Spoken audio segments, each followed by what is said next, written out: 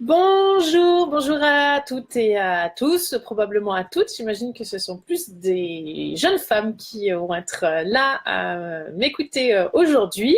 J'espère que vous allez bien, que tout se passe bien pour vous à l'approche des fêtes. Vous pouvez marquer un petit commentaire pour dire que vous êtes là. Ça me ferait plaisir de savoir que vous participez à cette petite vidéo en direct qui va essayer de vous convaincre de passer à une alimentation fertile. Alors, je me suis pris quelques petites notes à côté, c'est pour ça que je vais regarder mon papier. Déjà, je ne sais pas où est-ce que vous en êtes de votre parcours fertile. Il faut savoir qu'en fait, l'alimentation, c'est la base de tout. Quand bien même vous n'ayez pas encore rencontré de problème de fertilité, l'alimentation doit être vraiment la base de votre santé. Hippocrate, qui est le père de la médecine moderne, disait que l'alimentation proclamait que l'aliment devait être le premier médicament. Donc, il faut vraiment que vous partiez de ce principe-là, de ce précepte-là, et que vous l'appliquiez au quotidien pour vous préparer à concevoir un bébé, donc avec ou sans souci de fertilité, d'accord? Donc, encore une fois, j'insiste, même si vous commencez seulement les essais bébés, faites attention à ce que vous mangez, faites une belle détox, voilà, vous préparez le terrain au mieux et surtout vous préparez au mieux ce que vous allez transmettre à votre enfant et ça va lui donner un meilleur départ dans la vie. Donc ça, c'est important. Donc, alors, pourquoi est-ce qu'il est incontournable d'envisager une alimentation qui va supporter activement votre fertilité? Alors déjà, j'aimerais vous rappeler rapidement les bases de l'alimentation fertiligène. C'est quoi une alimentation fertiligène? Alors déjà, juste pour vous dire, fertiligène, ne cherchez pas dans le dictionnaire, c'est une de mes inventions, c'est un néologisme dont je suis fière parce que voilà, il n'y a pas vraiment de mots pour le définir, mais tout simplement, c'est générateur de fertilité. Voilà. Donc, les bases d'une alimentation fertile, c'est quoi? C'est d'abord une belle diversité de fruits et de légumes. Hein. La base de la pyramide alimentaire, pour quelle que soit votre situation à l'heure actuelle, devrait être les fruits et les légumes, et non pas les céréales, comme on le voit depuis maintenant de trop nombreuses années. Hein. Les céréales participent à l'encrassement en fait, de notre organisme, alors que les fruits et légumes participent à nous reminéraliser en profondeur, à nous drainer aussi, à drainer tous les polluants du milieu extérieur et tous les polluants également que l'on consomme. Donc, les fruits et les légumes, c'est la base de la pyramide alimentaire. Donc, il faut les consommer sous forme crue et sous forme cuite. D'accord? Et en naturopathie, on recommandera toujours de commencer un repas par du cru. D'accord? Donc, vous variez un maximum. On varie les variétés, bien entendu, et on varie les couleurs aussi. Par exemple, si vous consommez des oignons, pensez à varier les couleurs d'oignons. D'accord? Les oignons rouges contenant plus d'antioxydants que les oignons blancs ou les oignons jaunes. Pardon. Voilà, donc ça c'est la base. Ensuite, deuxième base, ça va être des produits les plus bruts possibles. Donc, on évite tous les produits transformés. On privilégie vraiment des céréales complètes, entières, bio. Des protéines de qualité, donc de la viande d'origine biologique ou fermière ou sauvage, des poissons de la même manière d'origine sauvage et plutôt des petits poissons qui vont pas concentrer les polluants. Quoi d'autre également? On diminue le sucre drastiquement puisque le sucre est pro-inflammatoire. Donc, on va diminuer toutes les sources de sucre. Donc, même les sucres lents, quand vous consommez des sucres dits lents, donc des glucides complexes mais raffinés, donc ultra blancs et très cuits, c'est comme si vous consommiez des sucres rapides. Donc, faites-y attention et on diminue bien entendu la quantité de sucre ingéré aussi, donc de sucre rapide pour le coup, donc tout ce qui est sucre blanc ajouté, tout ce qui est bonbons, pâtisseries, soda, etc. Voilà, et il faut également veiller à boire beaucoup d'une eau de bonne qualité. Donc, on évite impérativement l'eau en bouteille qui contient énormément de perturbateurs endocriniens. On privilégie une eau filtrée, la panacée étant l'osmose inverse, mais ce n'est pas à la portée de toutes les bourses, mais au moins une eau filtrée. Qu'on stocke en bouteille de verre. Voilà, ça c'est le mieux, éventuellement dans une gourde en inox pour l'emmener au travail, par exemple, tous les jours. C'est un petit peu plus facile à transporter que le verre. Et on va également diminuer, voire supprimer l'alcool. Donc ça, voilà, ça va être les bases de votre alimentation fertiligène. Donc là, c'est pas cette vidéo, elle n'est pas axée sur les bases de cette alimentation.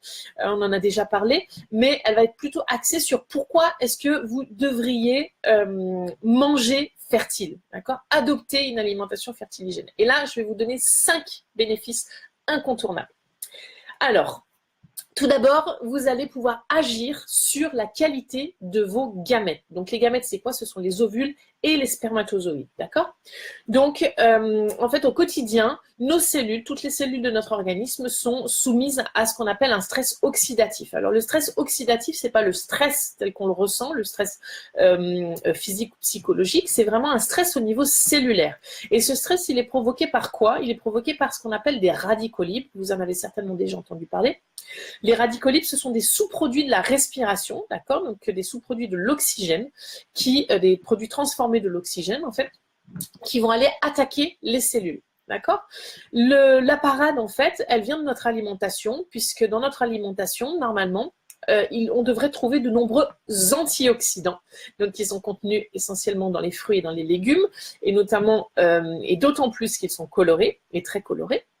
Et donc là, en fait, les antioxydants, ça finit plus ni moins bouclier contre les radicaux libres qui attaquent les cellules. Donc, si vous mangez une alimentation qui est très riche en antioxydants, vous allez pouvoir limiter le stress oxydatif et donc limiter l'impact sur vos cellules. À savoir également que les gamètes, donc ovules et spermatozoïdes, qui sont des cellules sexuelles, sont particulièrement fragiles. Donc, elles peuvent très vite être affectées par le stress oxydatif encore plus rapidement que les autres cellules de notre organisme. D'accord? Donc ça, c'est le premier bénéfice. Donc on améliore vraiment la santé de nos gamètes. Et ça permet quoi? Déjà, ça permet une fécondation facilitée, un développement embryonnaire également facilité, bien entendu, puisque si les ovules et spermatozoïdes sont de mauvaise qualité, l'embryon peut ne pas se développer. Et donc provoquer des fausses couches plus ou moins précoces, d'accord? Et on évite également les maladies congénitales, parce que même si l'embryon se développe, il peut y avoir des maladies congénitales liées à une mauvaise santé des gamètes et des gamètes, donc des ovules et des spermatozoïdes, pardon. Donc vraiment très très important. On se prépare en amont, on se prépare au bas mot 3 à 6 mois avant la conception, pour améliorer la santé de ces gamètes et transmettre le meilleur à bébé. D'accord? Ensuite, deuxième bénéfice, revitalisation. Vraiment une revitalisation en profondeur. On va avoir un regain d'énergie. En fait, quand on adopte l'alimentation fertiligène, on va assez rapidement, alors ça peut prendre, chez certaines personnes, ça prend même quelques jours, chez d'autres, ça peut prendre quelques semaines, mais on a très rapidement un regain de vitalité. Pourquoi? Parce qu'en fait, on a énormément de nutriments qui sont apportés par l'alimentation fertiligène, donc notamment par la richesse en fruits et en légumes. On va diminuer également la part de céréales, et notamment la part de gluten, qui viennent un petit peu nous empâter, nous perturber l'esprit. On a une espèce de brouillard mental. Donc ça, quand on mange fertile, on est beaucoup moins sujet à ce genre de troubles au quotidien. Donc, on va voir vraiment une augmentation de notre énergie, parce qu'également, nos réactions métaboliques, donc toutes les réactions dans notre organisme, elles sont facilitées grâce à l'apport des nutriments. D'accord? Et donc, la conséquence, c'est qu'on va avoir également une libido augmentée. Forcément, quand on a plus d'énergie, quand les réactions métaboliques sont favorisées, la libido, ça va de pair, elle est également accrue. Donc ça, ce sont regain d'énergie et regain de libido. Ce sont deux indicateurs également d'une bonne fertilité. Donc c'est vraiment à prendre en considération. Ensuite, troisième bénéfice incontournable, et celui-ci n'est pas des moindres, surtout chez nous les femmes, c'est qu'en fait, quand on a adopte une alimentation fertiligène, on a des propriétés, on obtient des propriétés anti-âge et anti-inflammatoires. Alors, encore une fois, le fameux stress oxydatif. Donc, le stress oxydatif, il faut savoir que c'est la première cause de vieillissement. Donc, quand on lutte contre ce stress oxydatif, donc quand on apporte beaucoup d'antioxydants, on va lutter contre le vieillissement, bien entendu. Donc, on ralentit le vieillissement. Ensuite, propriété anti-inflammatoire, donc ça permet de lutter contre l'inflammation chronique. En fait, l'inflammation chronique, à l'heure actuelle, elle est un peu de partout, plus ou moins aiguë, plus ou moins silencieuse, mais elle est quasiment, elle nous habite quasiment tous, à cause de notre mode de vie, notamment du stress, et cette fois-ci le vrai stress, enfin le stress physique et psychologique, et également toutes les pollutions qu'on subit, et notamment la pollution alimentaire. Donc, ça engendre quoi? Cette inflammation, les maladies cardiovasculaires, ça engendre le cancer, ça engendre les maladies auto-immunes, comme le diabète, ça engendre également les épidémies d'obésité, la fatigue chronique, etc., etc. Donc, d'adopter une alimentation fertiligène, ça permet de lutter également contre l'inflammation et donc d'augmenter notre qualité de vie. D'accord? Donc, on lutte contre les effets du vieillissement, on lutte contre les effets de l'inflammation et on augmente notre qualité de vie. Pardon. Ça permet également de nous protéger contre les troubles dégénératifs. Et notamment dégénératifs au niveau du cerveau, dégénératifs au niveau des os, des articulations, du cœur, etc., etc. Donc vraiment, on a une protection globale. Ensuite, quatrième bénéfice, on va obtenir un effet détox et régénérant. Donc là, on a 2 en 1. Donc, grâce à l'apport, encore une fois, des végétaux qui vont nous apporter énormément de fibres. Les fibres, elles vont permettre de capter ce qu'on appelle les xénoestrogènes, les perturbateurs endocriniens, mais particulièrement les xénoestrogènes. Donc, les xénoestrogènes, ce sont des oestrogènes étrangers qui sont apportés par l'environnement, la pollution, l'alimentation et qui vont venir interférer dans notre système, dans notre équilibre hormonal. Donc vraiment, ils sont pernicieux, ces xénoestrogènes. Ils peuvent vraiment influencer négativement notre équilibre hormonal et il faut vraiment s'en méfier. Et donc, quand on a une alimentation qui est très riche en fibres, grâce aux fruits, aux légumes, aux céréales complètes, aux oléagineux notamment, ça permet de capter en fait ces xénoestrogènes et également de capter les sucres en excès, il faut le savoir aussi. Donc voilà pour l'effet détox. Ça va également aller drainer en profondeur, vu que ça apporte beaucoup de nutriments, ça va drainer en profondeur les cellules. Et donc, on va aller chercher les toxines au plus profond des organes pour pouvoir les drainer vers l'extérieur. Et c'est comme une machinerie, en fait, comme un rouage qui serait complètement rouillé. Et en fait, quand vous adoptez une alimentation fertiligène, ça permet de venir mettre un peu d'anti-rouille, tout simplement. Et donc après, les rouillages, ils sont plus huilés. Ça contribue vraiment à améliorer le fonctionnement global de l'organisme. D'accord ? Et on obtient donc un effet détox et un effet régénérant, vraiment avec tous ces apports de nutriments et ces apports de bons acides gras, de bonnes huiles, etc. Ça permet de nous régénérer en profondeur et d'aller huiler justement notre organisme pour qu'il fonctionne de manière optimale. Et également, les protéines de bonne qualité qu'on apporte, ça permet de reconstruire de bonnes cellules derrière, puisque notre renouvellement cellulaire se fait en permanence. Donc, quand on apporte de bons nutriments, des bonnes protéines, ni plus ni moins, les cellules vont se reconstruire de manière beaucoup plus optimale. Et enfin, j'aborderai la dernière raison, la 5e raison. Ça va nous permettre d'optimiser notre production hormonale. Justement, je vous en parlais, les fameux acides gras, les acides gras essentiels, que sont les oméga 3, les oméga 6, alors, dans une moindre mesure, les oméga 9, puisque les oméga 9, on peut également les synthétiser. Mais ça va être surtout donc, les oméga 3, les oméga 6, les acides gras polyinsaturés également, les acides gras saturés végétaux, comme ceux de l'huile de coco, qui sont vraiment très intéressants. Donc tout ça, ça permet quoi? Ça permet d'augmenter la synthèse hormonale, puisqu'en fait, les hormones, elles sont constituées à base de cholestérol. Donc, si on n'apporte pas suffisamment de gras dans notre alimentation, avec tout ce qu'on a entendu ces dernières années dans la diététique moderne qui nous encourageait à supprimer le gras, on a sacrément influencé négativement notre équilibre hormonal. Donc, il est vraiment important de reconsidérer les choses sous un nouveau jour et en réhabilitant le gras. J'ai déjà fait des articles sur Maman Nature pour réhabiliter le gras. C'est très, très important, mais attention, pas n'importe quel gras. D'accord? On ne se jette pas sur la charcuterie et sur le fromage. On se réserve de bonnes parts de bons gras sous forme d'huile de colza, d'huile de lin, d'huile de chanvre, d'huile d'olive, bien entendu, d'huile de coco, d'huile d'avocat. Voilà, toutes ces bonnes huiles-là qu'on consomme à cru pour la plupart. L'huile d'olive aussi, on peut la faire chauffer. Attention de ne pas la faire fumer. Si on veut faire chauffer des choses un petit peu fortes, on utilise l'huile de coco ou l'huile d'avocat qui ont des points de fumée qui sont beaucoup plus élevés. Donc voilà, donc ça permet, tous ces acides gras permettent d'augmenter la synthèse hormonale, de favoriser l'ovulation et également la production de glaire cervicale. Alors je ne sais pas si vous savez à quel point la glaire cervicale, elle est très importante. Peut-être que vous l'avez déjà remarqué, si ce n'est pas le cas, je vous encourage vraiment à écouter votre corps, à être vraiment attentif aux signaux qu'il vous envoie à l'approche de votre ovulation. Vous allez avoir une augmentation de vos sécrétions vaginales.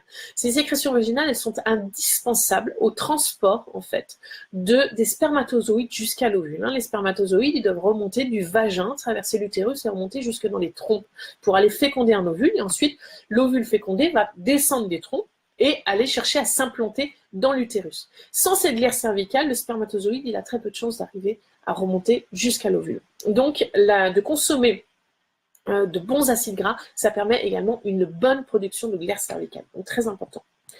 On lutte également contre les troubles de la fertilité d'origine inflammatoire, comme l'endométriose, le syndrome des ovaires polykystiques, également tout ce qui est phénomène kystique, de kyste ovarien, de fibrome aussi, donc tout ce qui est développement de masse comme ça, anormale. Donc ça permet de lutter contre ça. Et en bénéfice, on va obtenir un teint qui va être plus lumineux. Ça va permettre d'augmenter la vision et on aura également une meilleure humeur grâce aux oméga 3 et une mémoire également augmentée grâce aux oméga 3 qui facilitent la circulation au niveau cérébral. Voilà pour ces 5 raisons. Donc, ces 5 bénéfices indéniables, je vous les rappelle. Augmentation de la santé des gamètes, revitalisation et libido reboosté, effet anti-âge et anti-inflammatoire, effet détox et régénérant et production hormonale optimisée. Voilà, donc c'est 5 bénéfices indéniables. Donc, adoptez dès aujourd'hui l'alimentation fertiligène. Si vous voulez plus d'informations, je vais vous marquer en dessous de la vidéo un lien vers un article de mon blog où j'évoque l'alimentation fertiligène. Si vous avez du mal également à consommer suffisamment de fruits et de légumes au quotidien. Je sais que je le rencontre dans ma pratique. On me dit oui, mais Estelle, c'est bien beau tout ça. Vous me dites de consommer d'abord des crudités en entrée, ensuite des légumes cuits. Il faut que 50 à 60% de mon assiette soit constituée de légumes. Mais j'ai du mal parfois parce que à midi, je mange pas toujours à la maison, ou même si je m'emmène ma gamelle, c'est pas toujours évident. Ou si je mange au restaurant, c'est pas facile. Bref. Je rencontre souvent la difficulté chez ma patiente. Donc, je vais vous marquer aussi, si ça vous intéresse, un lien dessous vers des gélules de jus de fruits et de légumes. Alors attention, c'est pas des jus, c'est un produit qui est excessivement élaboré. Donc ce sont les meilleurs fruits et légumes ce sont des fruits et légumes qui sont cultivés sur les meilleurs terroirs et donc qui ont une qualité nutritionnelle incroyable. Donc vraiment, si vous n'avez pas la possibilité, si vous pensez ne pas pouvoir consommer suffisamment de fruits et de légumes au quotidien et notamment de légumes, je vous encourage vraiment peut-être à envisager ce type de supplémentation-là qui va vous apporter des enzymes, qui va vous apporter des antioxydants plus, des vitamines, des minéraux, également tous les produits phytothérapeutiques secondaires, donc qui vont agir au niveau des réactions métaboliques. Donc voilà, donc je vous mets tout ça en dessous, à vous de voir ce que vous voulez en faire, mais voilà, ce sont des petites astuces en plus. Dernière chose, avant de vous quitter aujourd'hui, je voulais vous donner quelques petits conseils pour les fêtes parce que voilà, Noël, c'est dans un peu plus d'une semaine. Derrière va suivre la Saint-Sylvestre, donc on fait généralement des excès à ces périodes-là. Alors, il faut y faire attention quand même à ces excès puisque derrière, ça épuise énormément l'organisme et on peut mettre un petit peu de temps à s'en relever. Donc, pour limiter les excès, moi, je vais vous donner quelques petites astuces. Il faut déjà limiter la surabondance de céréales. Donc, n'allez pas consommer trop de pain, trop de gâteaux, etc. Essayez de l'éviter, de pâtes, de riz, voilà. Essayez de l'éviter au maximum. Tout simplement, et de sucre, bien entendu. Alors, on évite les excès de chocolat, on va plutôt vers du chocolat noir, on en mange moins, mais par contre, on apprécie vraiment. On peut faire ce qu'on appelle la méditation du chocolat. Tout simplement, on prend un chocolat et là, on apprécie toutes les qualités organoleptiques du morceau de chocolat ou du chocolat. Donc vraiment, vous vous concentrez sur les odeurs, les saveurs, les sensations dans la bouche, etc. Et vous l'appréciez vraiment à 200% en pleine conscience. Ça vous permettra d'en manger beaucoup moins, je vous l'assure. Donc on diminue la part de sucre, d'accord? Donc vraiment très très important. Pourquoi on diminue les céréales et les sucres? Parce que c'est pro-inflammatoire. Donc on évite tous les excès, ok? Ensuite, si vous aimez ça, je vous encourage vraiment à consommer des huîtres. Pourquoi les huîtres? Parce qu'en fait, elles sont très riches en zinc. C'est l'aliment le plus riche en zinc. Et le zinc est absolument indispensable à la fertilité. Et pour vous et pour le futur papa également. Ensuite, récemment, j'ai sorti un article, je ne sais pas si vous l'avez vu sur Maman Nature, pour vous aider justement à mettre plus de légumes au menu. Donc, ce sont des recettes de trempettes, donc les fameux dip, comme on dit en américain, ou en anglais. D'ailleurs, peut-être les deux. Je ne sais pas si les Anglais disent ça, mais je sais que c'est bien surtout des États-Unis. Donc ça, ce sont des trempettes à ma manière. Ce sont des recettes que j'ai créées, que j'utilise très très fréquemment à la maison. Que les enfants raffolent et même à l'apéro en général ça a pas mal de succès. Donc je vous encourage vraiment à venir jeter un coup d'œil sur l'article sur Maman Nature. Pareil, je vais vous mettre le lien en dessous, comme ça vous aurez tout sous la vidéo. Si vous voulez avoir des idées originales pour l'apéro qui vont être bonnes et qui vont être saines et qui vont vous apporter également beaucoup de nutriments. Ok ? En accompagnement de la dinde, je vous encourage également les châtaignes, c'est très très bien, vraiment c'est très bien si ça baigne pas trop dans le jus, et également à faire des légumes de saison, donc tous les légumes racines, de type panais, topinambour, rutabaga, même ou la courge également, qui n'est pas un légume racine, mais la courge, voilà, la patate douce, des oignons, de l'ail en chemise, donc vous coupez les légumes en assez gros cubes, vous arrosez d'huile d'olive, vous rajoutez des ail en chemise, vous mettez un petit peu d'herbe, du paprika, vous mettez au four à rôtir lentement à 160 degrés pendant à peu près 1 heure et vous allez voir que c'est délicieux, ça accompagne délicieusement les volailles et même les autres plats de viande, voire de poisson et ça vous apporte également votre part de légumes, donc très, très intéressant. Vous pouvez également forcer sur les salades et notamment la mâche qui est de saison. Pourquoi la mâche? Parce qu'elle est très riche en oméga 3, donc anti-inflammatoire bien entendu et qui permet de faciliter la synthèse hormonale et également la circulation générale et cérébrale. En dessert, donc en aparté, donc à côté des bûches, des traditionnelles bûches, c'est difficile d'y couper court. Vous pouvez faire une belle salade de fruits de saison aussi. Vous mettez des fruits exotiques, des fruits de saison, poires, pommes, oranges. Vous rajoutez donc une part de fruits exotiques, des bananes, voilà, un peu de vanille, un peu de fève tonka éventuellement. Voilà, vous aromatisez également avec de la cannelle qui est une très très bonne épice aussi parce qu'elle permet de réduire la glycémie. Donc si vous avez consommé un repas riche en sucre, et de consommer un peu de cannelle, ça va permettre de réduire la glycémie. D'accord? Et alors, soit pour vous accompagner tout au long du repas, mais en général, ce sera plutôt après le repas, je vous encourage également à prendre une petite tisane digestive à chaque repas un peu festif. Donc, une tisane détox ou tisane digestive, vous allez voir, vous allez en retrouver soit en grande surface, allez vraiment vers le bio, par contre, parce que les tisanes, souvent, elles sont très riches en pesticides. Donc même en grande surface, vous allez en trouver donc tisane détox ou tisane digestive à base de fenouil, à base d'anis ou à base de romarin, d'artichaut, de citron, etc. Donc, ou s'il n'y a pas de citron dedans, vous pouvez rajouter un petit filet de citron, ça va vraiment aider le travail du foie. Voilà pour cette petite vidéo. J'espère que ça vous aura convaincu de passer à l'alimentation fertiligène. Si vous avez des questions, n'hésitez pas à les poser en dessous de la vidéo. Je me ferai un plaisir de vous répondre. Et en attendant, je vous souhaite une merveilleuse fin d'année et je vous dis à très bientôt.